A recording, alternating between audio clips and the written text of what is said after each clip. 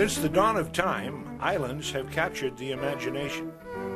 They conjure up images of faraway places removed from the rigors of day-to-day life. The islands off of Cape Cod have always attracted people with an island state of mind. Herman Melville once said about Nantucket, "Once you go there, you'll know you're not in Illinois." Martha's Vineyard, Nantucket, and the Elizebeth Islands all offer beaches, boating, fishing, history, and scenery. And yet they differ in so many ways, from how they were settled to what they've become.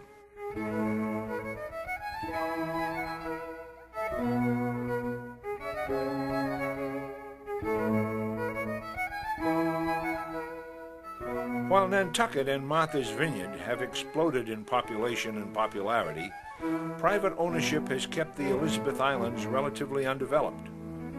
Only Cutty, Hunk, the last in the island chain, has seen a small settlement with 400 summer residents and only 40 year-rounders.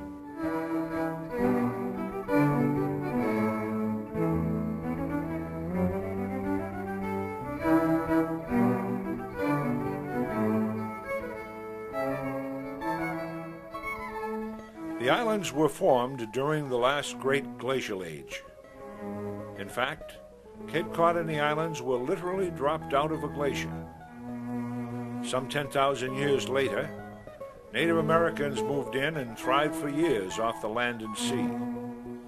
Unbeknownst to them, their days were numbered.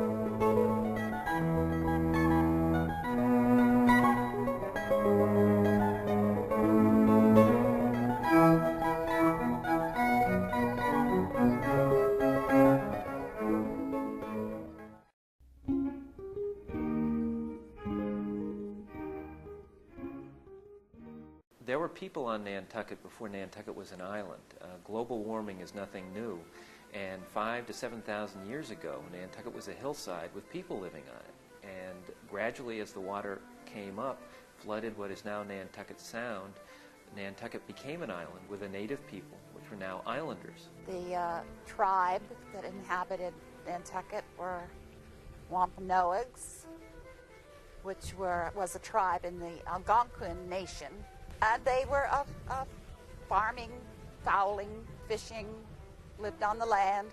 Then the white man moved in later, and I think it was about 1602 that Bartholomew Gosnold discovered this whole chain of islands. Bartholomew Gosnold was funded, I believe, by the Earl of Southampton in England, and sailed from England in 1602 and arrived on I believe north of us, perhaps in the Nova Scotia area, and then explored further down the coast. And as we like to remember, he is the one that gave Cape Cod its name, because the cod all but leapt onto the boat while he was trying to get food for his crew there. And my focus would have to be on Cutty Hunk, because that is where we believe Gosnold landed.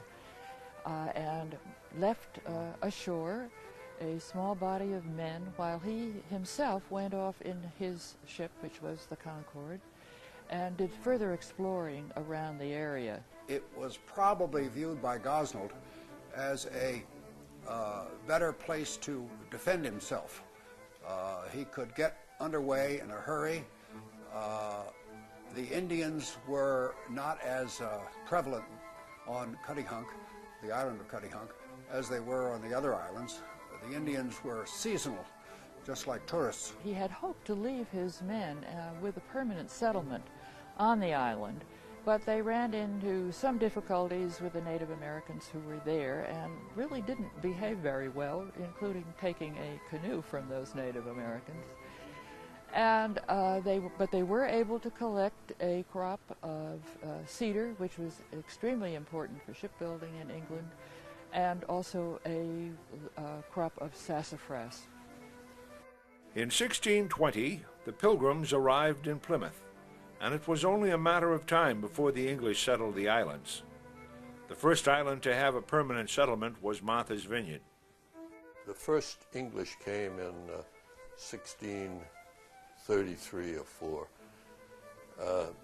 quite by accident. They were coming on a ship bound from England to Virginia, and they stopped here. It had been a tough voyage, and there was a lot of sickness. And they stopped here for fresh water and some fruit, fresh fruit that they could pick.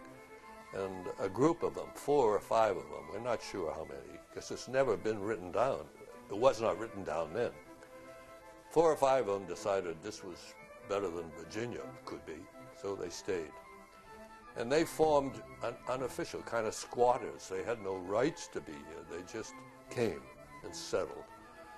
And about 10 years later, the official first settlers came, who were the Mayhews. They had all the proper papers and all the official documents, the rights to settle here. See, Martha's Vineyard and Nantucket and the Elizabeth Islands were originally part of New York. When Mayhew, the old man, Thomas Mayhew, bought the rights to settle here, he got with it the right to settle Nantucket, Martha's Vineyard, and the Elizabeth Islands.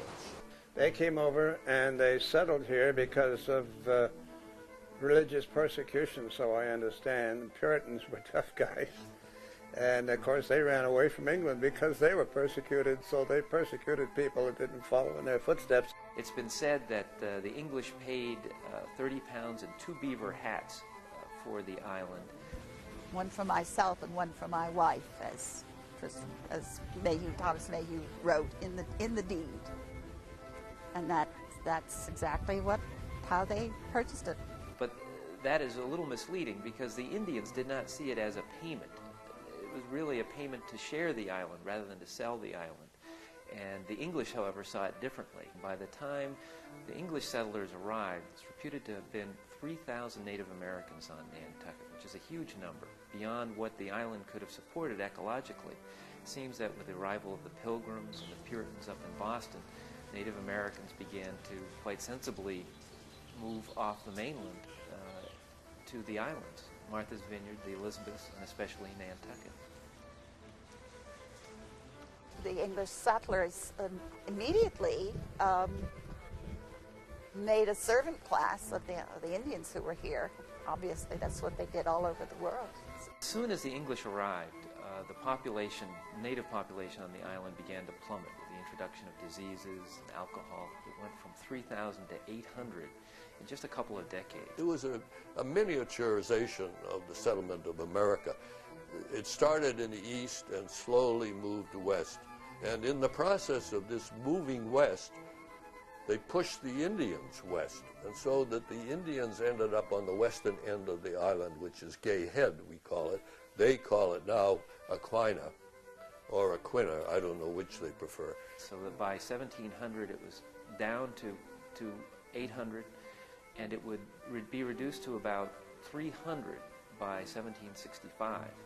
And soon after, a plague arrived and brought the population down to less than 100. And Abram Quarry, who was reputed to be Nantucket's last Native American, died in 1854. He wasn't the last American. There was Dorcas Honorable, another Nantucket Native American who died after him. And there are still, I'm sure, people on Nantucket with native blood in their veins. Today, however, there are no native-born Wampanoags on Nantucket. And the islanders really look to the Martha's Vineyard and the Cape for native peoples to show them a direction in honoring the past. First white people who came to Nantucket were Christian missionaries from Martha's Vineyard. Thomas Mayhew, his son. Well, they came to Christianize the Indians, but they also came to find pasturage for their sheep. Most of the islanders would never get on a boat except on a rare occasion, perhaps once in a lifetime, when they go to the mainland. They were born here and they lived here, and the boat was something that brought the food in they needed, or the newspapers or the mail, but they were not mariners in the sense that we think of islanders as being. While Martha's Vineyard and the Elizabeth Islands continued to support themselves with farming, Nantucket's sandy soil soon drove the settlers to the sea for their principal livelihood.